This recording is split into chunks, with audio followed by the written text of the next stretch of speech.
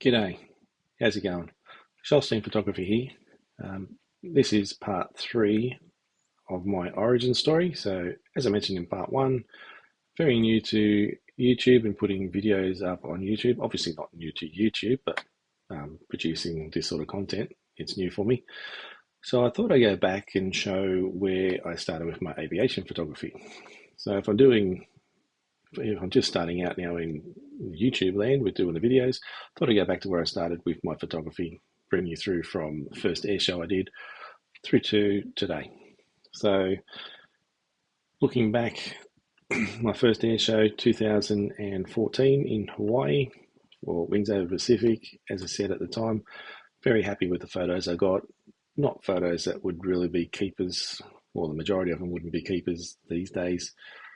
But as I said, yeah, very happy with what I had back then. Through to in the last part 2 of the videos, some of the photos that was getting last year. A lot clearer, a lot nicer pictures, taking into consideration things like prop blur, those sorts of things that I never used to really think about when I first started. So I'm doing a year in review for the last one. So it's 2025, it's towards the end of 2025, it's November at the moment. Thought I would look at what I've done in my aviation photography in 2025, starting with the Hunter Valley Air Show at the beginning of the year, going through to Mudgee around about the middle of the year, and then my last 2 air shows, Brisbane Riverfire in September and the RAF Base Richmond Air Show to commemorate 100 years of RAF Base Richmond about a month ago. So, as always, like, comment, subscribe if you like the content. Really interested in what you think of these videos. Constructive criticism, quite happy to take that on board. Would like to get better. The only way you get better is for people to point out where you might be doing things a little bit differently to how you might want to do them. I've gone through that process with my photography, where I've gone from taking certain types of photos through to taking what I believe are better photos, and a lot of that comes down to the constructive criticism that people have given along the way. So, not looking for mean criticism, obviously, but constructive criticism always welcome. So along the journey, we've gone from my 1000D camera with a couple of kit lenses through to my 700D camera, again with a couple of kit lenses, and then adding in some Tamron lenses, the 150 to 600 and the 16 to 300. As I said previously, one of my favorite lenses at the time, so versatile, good general purpose lens.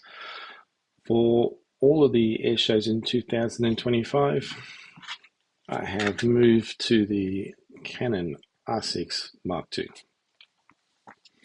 And I find this a fantastic camera for air shows. There were a couple of things that little gotchas, I guess, when I purchased the R6 Mark II. I had done some research and I had found that if you got an EF to RF adapter, you could run your lenses from the older EF mount on the newer R6 Mark II, which is an RF mount. What I didn't realise, though, was some of them either needed some work to get them to work or just wouldn't work at all. So my Canon 50mm Nifty 50, no problems at all. Put the adapter on, stuck the 50mm on, worked perfectly. My 16 to 300 Tamron lens cannot use at all with my R6 Mark II. It's just too old. There's no firmware update available for this particular lens to get it working with my R6 Mark II. So pretty much paperweight when it comes to my R6 Mark II. Fortunately, I can still pair it with my 700D, and I do that for video. Only really started taking video of air shows last couple. First one being down at Mudgee. Let's just say the camera technique leaves a lot to be desired. Very shaky, almost unusable, actually pretty much unusable footage for a lot of it. But it worked quite well. The last one at RAF Base Richmond Air Show started fairly well, but then it started to lose focus a lot, and I'd get connection errors where it would tell me that there wasn't actually a lens connected to the camera. So if you look at my RAF Base Richmond Air Show video, which is actually the first video I did for YouTube on this channel, you see some of the air show, but not all of it, because just got to the point where the connection issues were just too great, and I shut that camera down and just concentrated on still photography. So yeah, just a little tip: make sure that you do your research and you find out whether your specific lenses are going to be compatible. As I said, the adapter was great, and it has allowed me to continue using the 150 to 600. I did have to send this off to Perth to get the firmware upgraded. This is a Generation 1 150 to 600mm lens. If I had the Generation 2 version, I could have got that firmware updated anywhere locally.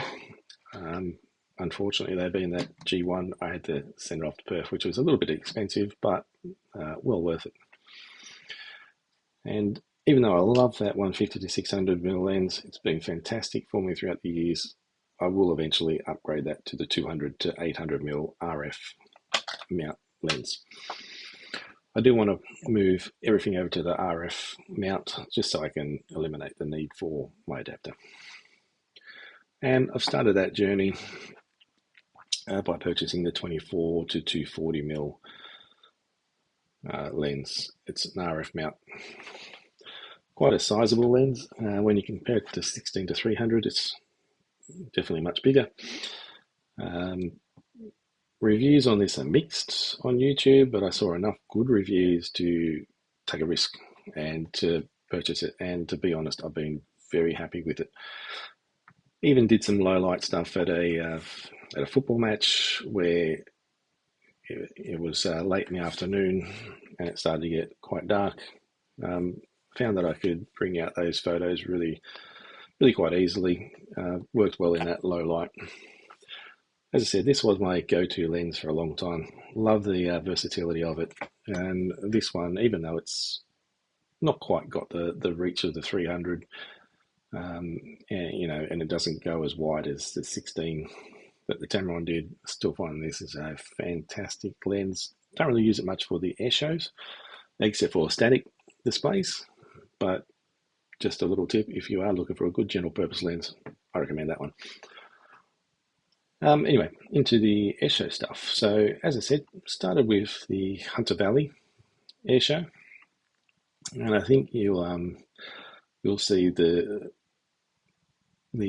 difference that I'm now, the difference in the photos I'm now getting compared to what I was before. So, just a quick recap. That's a sort of picture from 2014. Happy with it, but back in the day I was happy with it. Wouldn't probably be happy with it now. Moving through to things like Avalon, where it's a bit hit and miss. Some photos are okay, some not so much. Some really happy with, but just the settings that I'm using now, I think, make a big difference. Wasn't looking at things like Propler and that for the propeller-driven planes. Definitely something I look for now.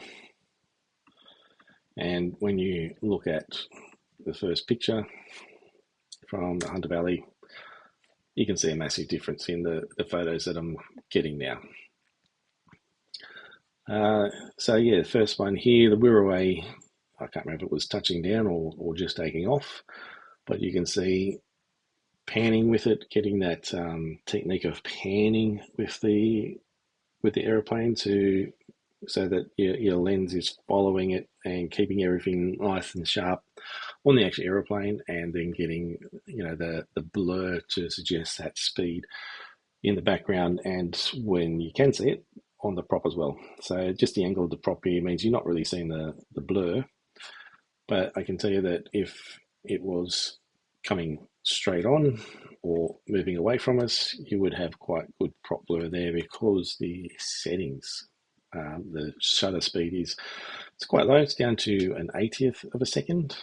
Don't shoot a lot at that sort of speed. I did for the Hunter Valley. It was a really good day for, really bright day. So lighting was good for getting those shutter speeds right down. Mostly I shoot about 100th to 125th of a second. I go up to about 200th of a second, down to maybe 60th of a second if I'm, really sort of feeling it on the day and getting the panning right. Every now and then I will also up the shutter speed. Usually if it's a new aeroplane that I haven't photographed before, I want to make sure I get a nice clear shot, so I'll up the shutter speed so I get a nice clear shot of the aeroplane, and then I'll dial that shutter speed down so I can try and get that prop blur and that movement, the suggestion of movement. And you can see here on the Spitfire, getting some good prop blur, which suggests, obviously that there's a bit of action happening. A bit hard to get any other sort of action happening on a nice blue, clear sky. But that prop blur just lets you know that prop is spinning quite quickly. And you can see, getting some nice clear pictures. You can easily see the pilot in the cockpit. And again, the shutter speed there, an 80th of a second. Moving on to the Cessna, you can see my prop blur again. Got it in the front and the back props. Unusual little plane. Got one at the front and one that pushes from behind as well. You can see nice and clear. You can read even the smaller writing on this particular plane. And we're looking at a shutter speed of a 60th of a second, so that's even slower than the first two. And that's the sort of thing I'm sort of getting down to, and it brings me to a point where people say that the camera doesn't make the difference. And if you don't know how to take a decent photo, then the camera's not going to make it decent for you. However, could I do the same on this camera? My answer would be no. I don't think I would. I don't think I could get down that slow. Certainly wouldn't get the number of keepers that I do with my newer R6 Mark II. So yeah, camera doesn't make the photos, but it doesn't hurt. And let's face it, if the camera didn't make a difference at all and it was all about the photographer, we'd all be using $100 cameras, not ones that are as expensive as that one. So this next one, you can see, captured Paul Bennett in his Wolf Pits Pro doing his knife edge in front of the firewall. You can see he got, again, a really good prop blur. We're pretty clear. You can see Paul there in the cockpit at the controls. And nice and clear, that Paul Bennett air shows across the top of that Wolf Pits Pro that he flies so well. And we're looking at a shutter speed there of an 80th of a second. So really dialing it down. Moving on to the next one, it's a helicopter, and with the helicopter I even try and get the shutter speed further down, so slower than even the ones that I've just shown. And the reason for that is the rotors on the helicopters. You need to slow the shutter speed down to really start to get some good blur on those rotors. And before we have a look at the picture, just let you know that I've taken the shutter speed down to a 50th of a second. And with my helicopters, I like to try and get it down around there, even down to a 30th of a second. The highest speed I like to go with the prop planes is probably 200th of a second. The highest I like to go with a helicopter is probably 100th of a second. Down in the 60, 50, 30 is where I really want to be. So what does that translate to on in the picture? You can see got very good blur on that rear rotor and on the main rotor.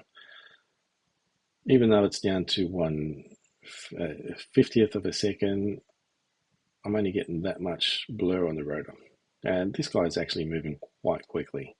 You can see as I'm panning the amount of blur there. So it's not like he's going slow. It's just those rotors, they don't quite spin at the same rate as, say, the rear one or a prop-driven aeroplane. But because we've panned with it, we've got very good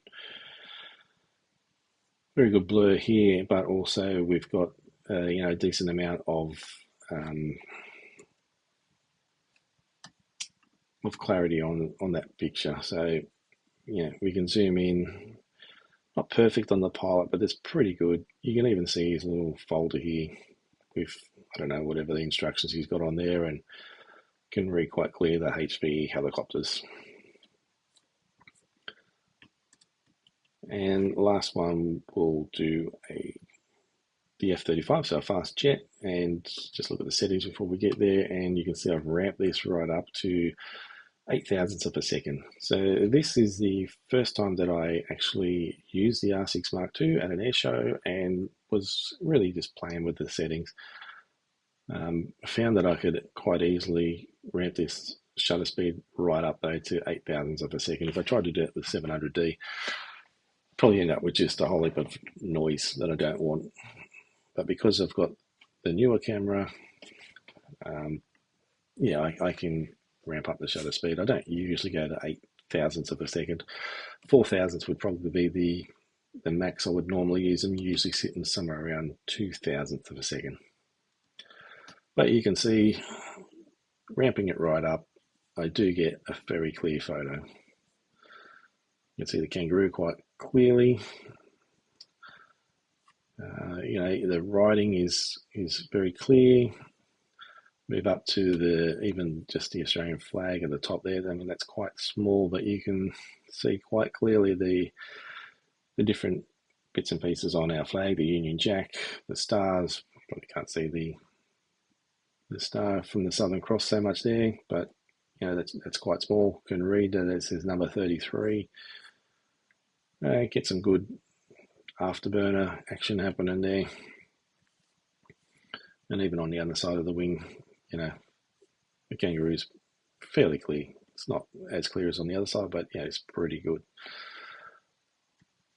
So first time using the R6 Mark II and was absolutely delighted with my upgrade. As I said,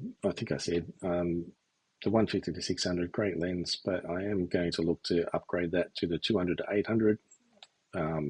Couple of reasons for that. Number one, I want all RF mounts, so I don't have to bring along my adapter. Number two, the 800mm gets me that little bit closer to the action.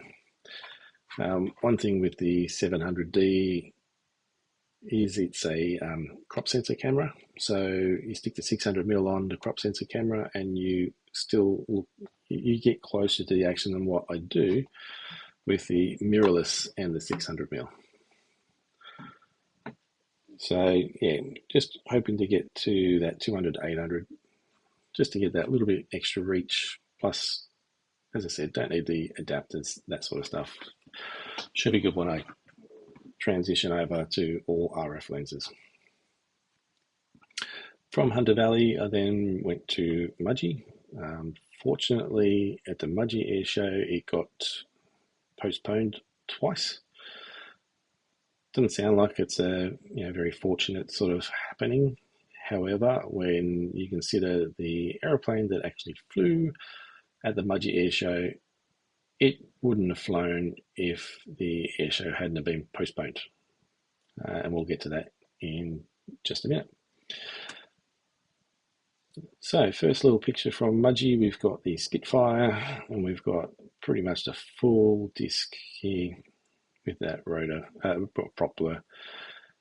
You can see the sense of speed from that, plus the ground as it's taking off. Because I'm having to pan with the aeroplane, we're starting to get some blur in there, given that sense of speed and action, which is really desirable, I think.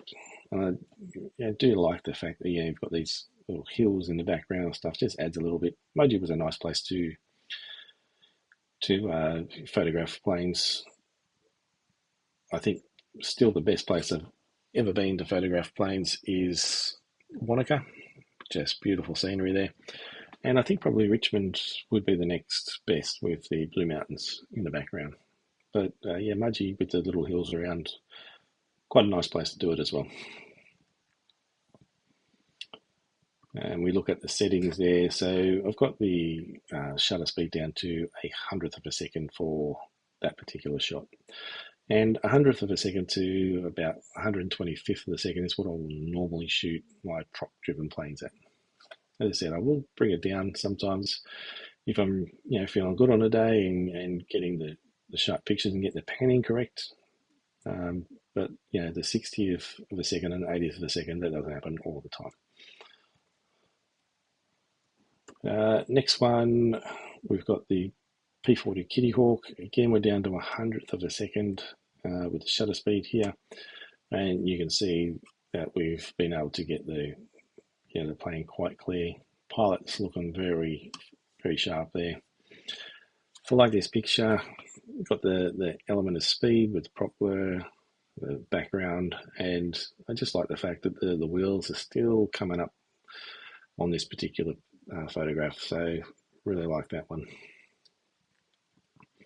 And this is the reason why it was a good thing that the Mudgee Airshow was postponed. The Vampire.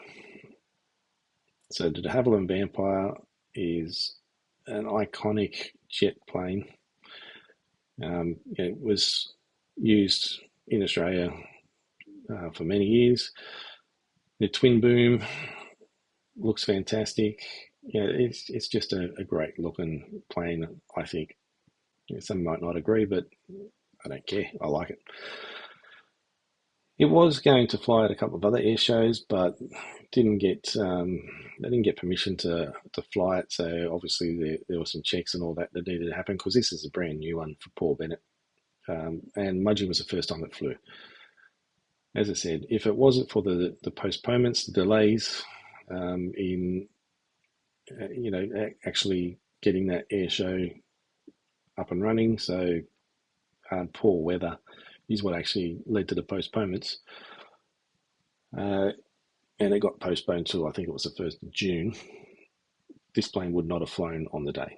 So it was fantastic to get to see it. It's just a plane I've loved since I was a kid. Really, really wanted to see one fly. Didn't really think I was going to for a while, but yeah, very happy to see that. And when we look at the settings for that one, we're back to 2,000ths of a second, which is my normal for jets. Aerobatics. I've found it difficult to photograph the aerobatic planes quite often because of the fact that they're unpredictable in their movements. I mean, obviously it's an aerobatic display, so the pilot is throwing the aeroplane around. So I found it difficult sometimes to photograph them. I think I did a pretty good job on the day of actually photographing Paul Bennett's aerobatics display and getting the Sky Aces as well.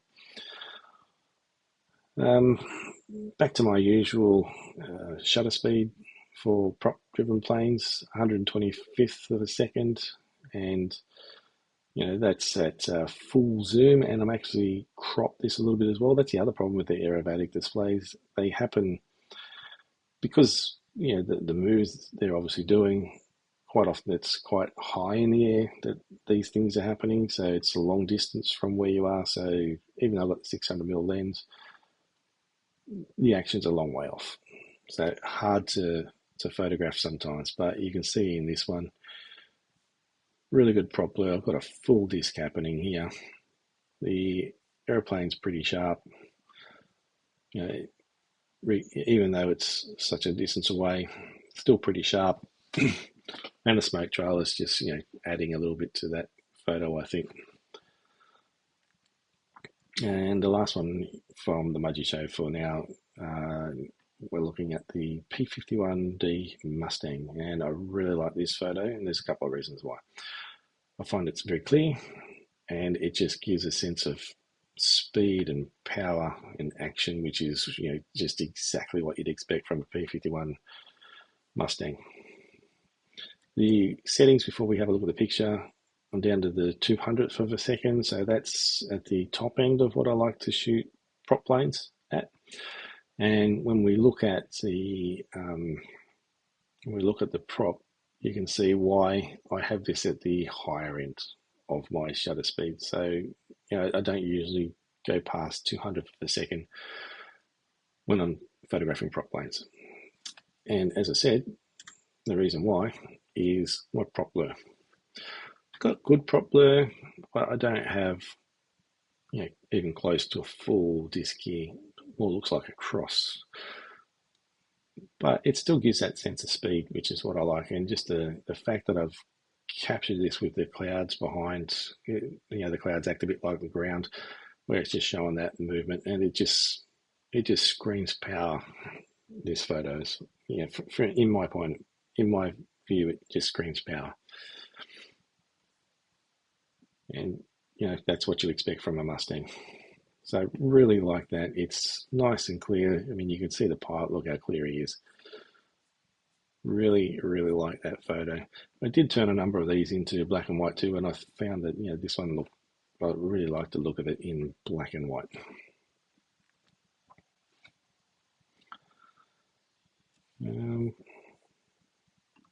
Actually, just as a little bonus, let's just have a quick look at it in black and white so you can see what I mean.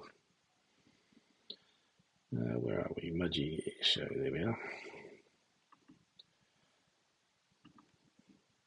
As I said, did a number of the photos in black and white, but yeah, really liked the Mustang in black and white. There it is.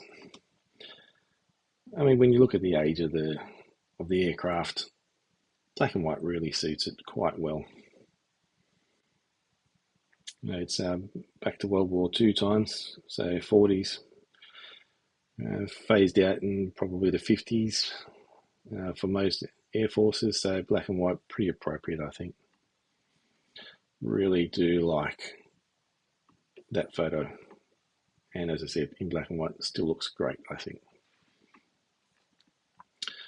From Mudgee, had a couple of months off, then went to Brisbane for Riverfire. Been wanting to get there for a while, just because I've seen the photos that some people have been able to take from Brisbane Riverfire. Brisbane City in the background with jets flying. Does it get much better? Not really. This first one, we're looking at shutter speeds of 1,600th of a second, and I did quite a few at that 1,600th of a second, particularly with the heavy lifters. Now, don't move quite as quick as the fast jets, so you can dial back that shutter speed a bit. The thing that I really liked about Riverfire, apart from the fact that you got these planes flying through the city, is the time of day. It's golden hour, and the photos you get, the colours, they just make for a fantastic photo. I mean, I love the colours that I'm getting out of the clouds here, the reflection off of the actual aircraft itself, that nice golden light. I've been able to capture this one quite clearly in a nice angle, the bank of the aircraft. Just love the way that's come out. A little reflection off of the windscreen there. I think it looks great. You can also see the picture of my background, obviously from Riverfire as well. Yeah, the growler with the afterburner, and again, just a wonderful colour in the sky. With the heavy lifters, I've mentioned it before, don't always need to get the whole plane in the frame. Sometimes with these heavy lifters, it's such a massive aircraft, it's good to not get it all in the frame. So getting part of it and part of it sort of, just extending out past the frame. Just gives that sense of the size of these aircraft. This one again, nice and clear. You can read quite clearly the lettering. The Australian flag is super clear, and just that light. Look at that reflection off the bottom of the aircraft there. That golden light. It's really, really happy with what I got. Again, 1,600th of a second shutter speed for these. And this is something that I've done in the last couple of air shows I've been to. I've gotten the opportunity to try and capture the inside of the aircraft. And you can see here the C-17 has a ramp down, so I can see into the aircraft. And for this one, you got the loadmaster just sitting there waving to the crowd. Really like that. The rest of the plane, nice and clear. You can still read the Royal Australian there. Kangaroo's fairly clear. Nice clear shot. And then, as I said, you got the loadmaster just sitting there, and you just got to admit that that bloke's got the best seat in the house. I mean, how good would it be just to be sitting there? I don't know if I'd be quite as relaxed as that guy. Obviously, I'd imagine he's got some sort of a strap at least attached to him, so he's not going to fly off the back there, but he just seems very calm and casual for a bloke who's just sitting on the back of the ramp, particularly with the big angle of that aircraft. I mean, it's banking into a turn, so I just really like those sorts of shots where you get that sort of detail. Moving on to the growler. And in these ones, it's not so much about the clearness. Like, it's still a pretty clear shot, but it's not as clear as what I would normally want for my aircraft. But this is more about the fact that it's screaming over the top of a bridge with full afterburner. And, you can see the bridge is where the focus really is. And I think I mentioned it before. These planes, well, I might not have mentioned it before, but these planes were flying at a height where they sort of, from where I was, I couldn't see them as they were coming along the river, ready to sort of pop up over the top of the bridge. And so a lot of the time I had to be very quick to get these photos because they're just moving so quickly that the focus isn't necessarily on the aircraft itself, it's something around it. So yeah, coming in at the level they were, I'd see them very late as they popped up over the bridge, and then I'd have to try and get the photographs of them. So not as clear, as I said, as I would really, really like, but I'm still super happy with that. Don't think we looked at the settings for that, but we've upped it to 2,500 for a second. I mean, the growler is so much quicker than the C-17. I just had to up the shutter speed. And you can see this one here, much clearer. Focus is much better on this one. And the reason being, I've had some time to lock onto him. I've not got the city in the background, so the main focus here is the aircraft, and that's why it's got to be so much more sharper, so much more in focus. And I just love the fact that you've got the afterburner trailing out the back, but still a nice clear shot.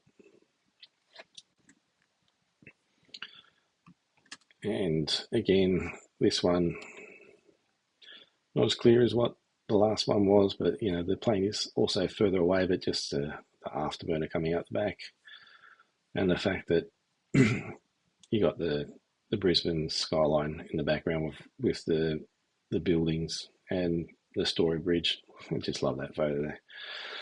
The colours are still great. You can see the sun reflecting off the bottom of the plane, off the buildings. The colour in the clouds just adds so much to the photo. And the last one from Riverfire, again, 2,500 per second. Don't really change the shutter speed when I'm locked onto the plane. A bit too hard. Once I've got a shutter speed that I'm happy with, I tend to keep it unless I get a chance to actually change it. for whatever reason. But again, you can see nice and clear. It's in focus. Got the afterburner coming off the back there. And this is as it's exiting the area. So it's finished its performance, and for anyone that was there, you'd know that this thing just went straight up.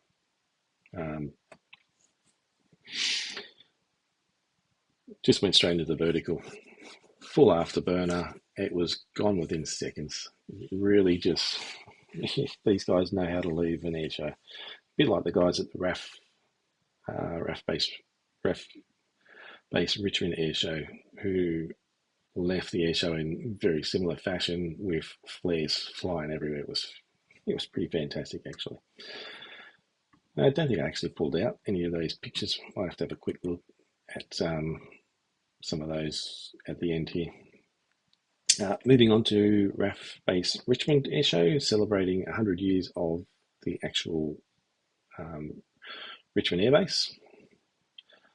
And we're looking at shutter speeds here of 1/160th of a second. It's a little bit quicker than what I would normally use, as I've mentioned before, but I think it worked for this particular plane. You can see the propeller I got on the C-130 there.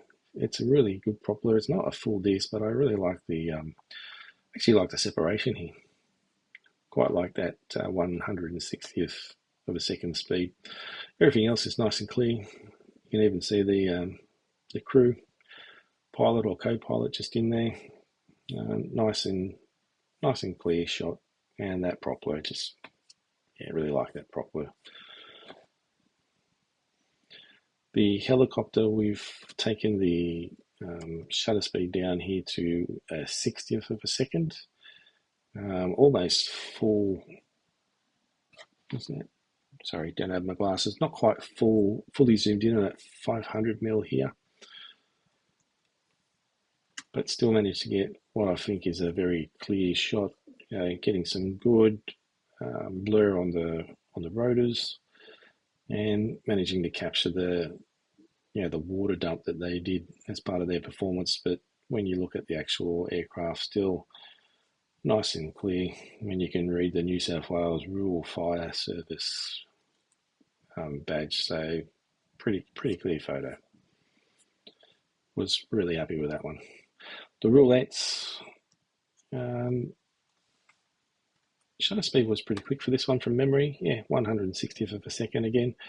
But even though it's at 1/160th of a second and it's at 600mm and it's cropped, so they're quite a fair bit away, still get some really good propeller here. You get basically the full disc.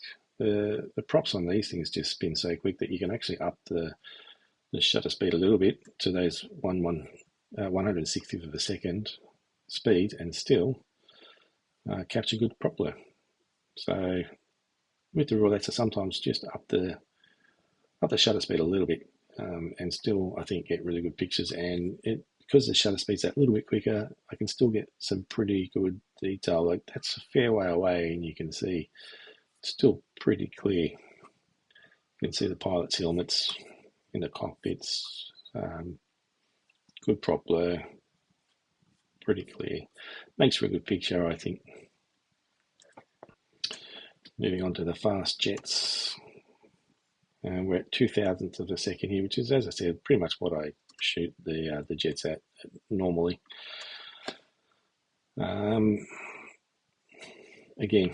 able to get very clear shots.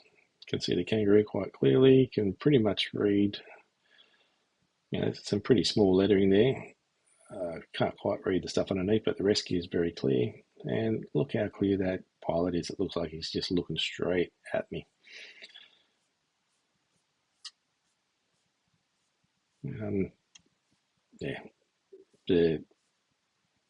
Just how clear I've been able to make that picture. Really happy with how they've turned out. Same shutter speed for this one. Getting the vortices off the jet intakes. I can see the pilot is quite clear there. This is the sort of photo that I look for now. And I think I would hope you would agree that the photos have become a lot better over time.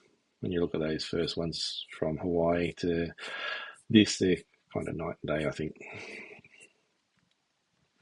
The Spartan, got a feeling we were around, what was the speed? I think it was about 125th of a second, or it might be the 160th of a second. Yeah, 125th of a second.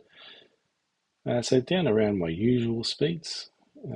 Obviously, the props spin a little bit slower on the Spartan because you're getting pretty much the same prop load we did on the C-130, and the C-130 was captured at 160th of a second. But again, I'm not upset with the prop load that I'm getting, and even that separation. I quite like that. Very clear. The kangaroo's quite visible. It's getting a little bit sort of blurry towards the back end, but very happy with that particular shot. Again, with the back, trying to get where I can see into the actual aircraft itself. You got the load masters there waving to the crowd. Again, would love to be in their position, be able to take a ride in the plane and just have that back open. Obviously, they're well and truly strapped in, so they're well and truly safe. You can see the harness they have, but how good would it be just to be there? It's a great spot to be, I'd say. And the last one, again, talking about the heavy lifters and not necessarily getting everything into the shot, just to give that sense of size that these planes have, quite like this one. Didn't get most of the plane in, or most of the plane in, but the whole back section is basically missing and most of the wings. But I think it works. And it works because it is such a massive plane. It's nice and super clear. I mean, look how clear that Royal Australian Air Force is, to the point where I can see the crew member and make out the details on their face. Now you can see the headphones, nose, the eyes, the mouth. Very clear photo. Really love that. I really love those photos of the big, heavy lifters, nice and close in. As I said, I will give you a quick look at the exit of some of the fast jets from the RAF base Richmond Air Show.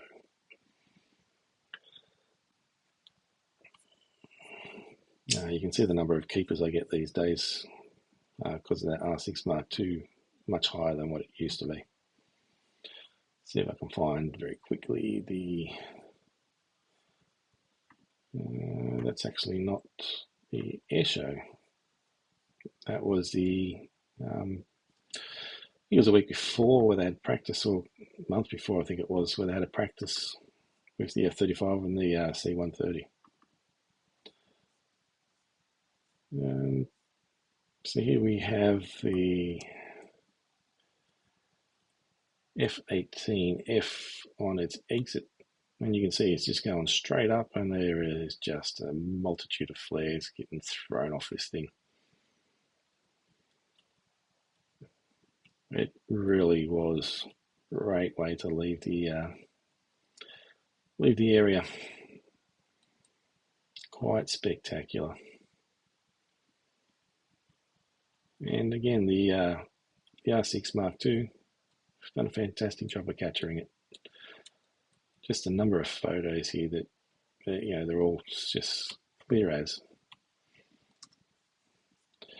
The F-35 did a similar sort of thing when it left. I think I've got the shots of it here somewhere.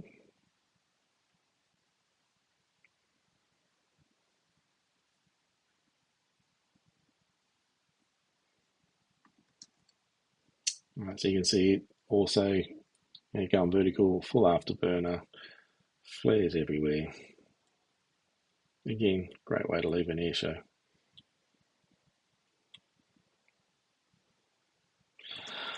Anyway, so that's been my journey so far in the aviation photography, starting, as I said, way back in 2014, where I didn't really have a great interest in the air shows.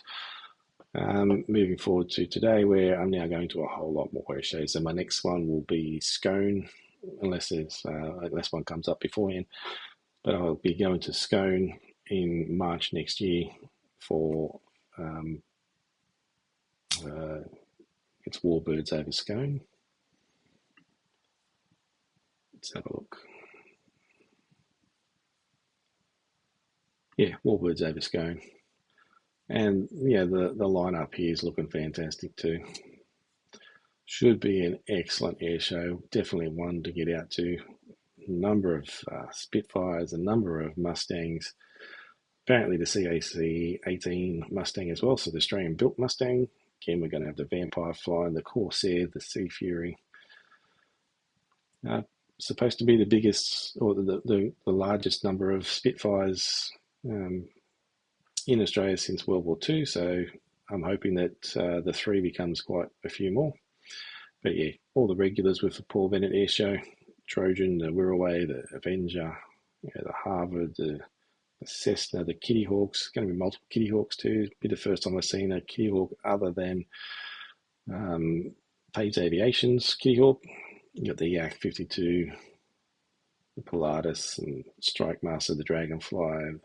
This one I'm really looking forward to, the Bristol F2B fighter. Have not seen that one before. World War I machine, should be fantastic. Have seen the Stearman before, also a great little aeroplane. And then you've got the acrobatics, and this one I'm looking forward to, and I know my mate is because he's a big helicopter fan, but I don't think I've seen an aerobatic performance from a helicopter before, so that should be awesome to see. Wondering whether Paul's going to bring out his latest Wolf Pitts machine that he picked up. I think he was flying it in Seoul. Doesn't have it here, I'm pretty sure, because it's a blue aircraft. Don't know. Maybe we'll see it. Maybe we won't. But time will tell. Anyway, as I said, that was just a quick look at my quick.